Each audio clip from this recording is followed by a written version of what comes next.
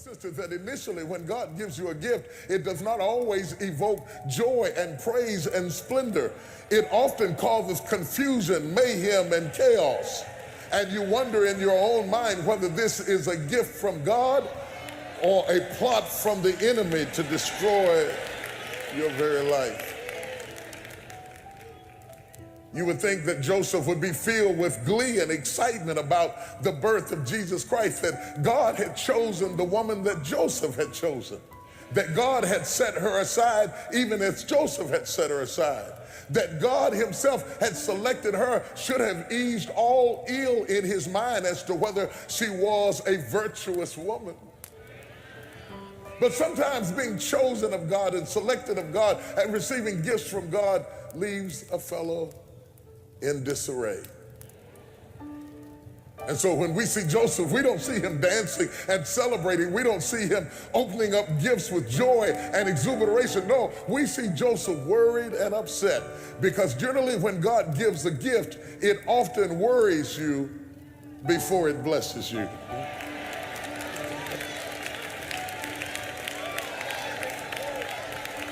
Oh.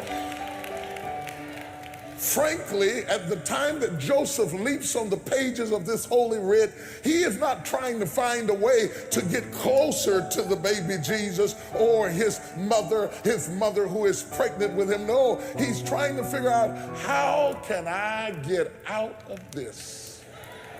Just as quietly and as calmly as possible, without drawing any attention to myself. Just show me the door so that I can exit and get away from this gift. I want to warn you that many times when God gives you a gift, instead of running toward it, our propensity is to run from it.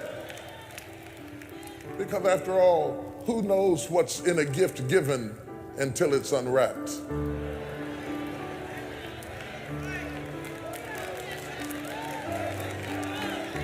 Perhaps it is not so much the gift that I want to warn you about, because ultimately God's gifts always will pay off in the end. Perhaps it's not the gift that I should sound the alarm about and tell you to watch out for. Perhaps it is the wrapping paper. Because God's greatest gifts are often wrapped in problems, in anxiety, in worry, in chaos.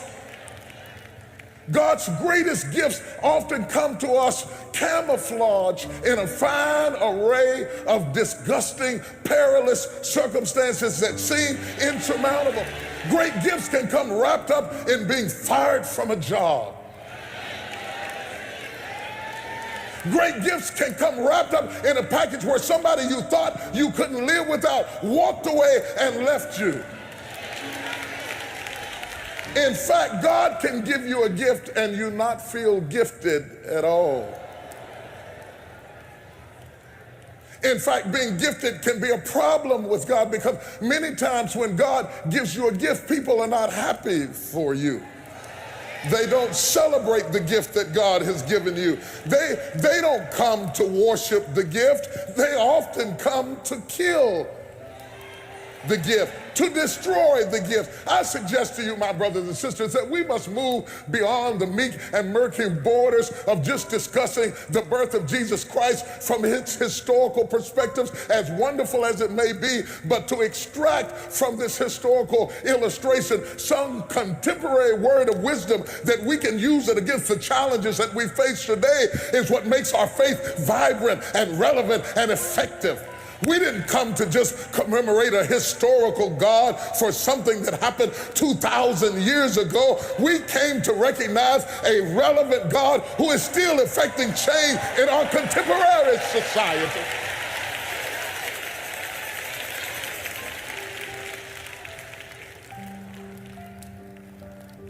The very first thing the angel says to worry Joseph is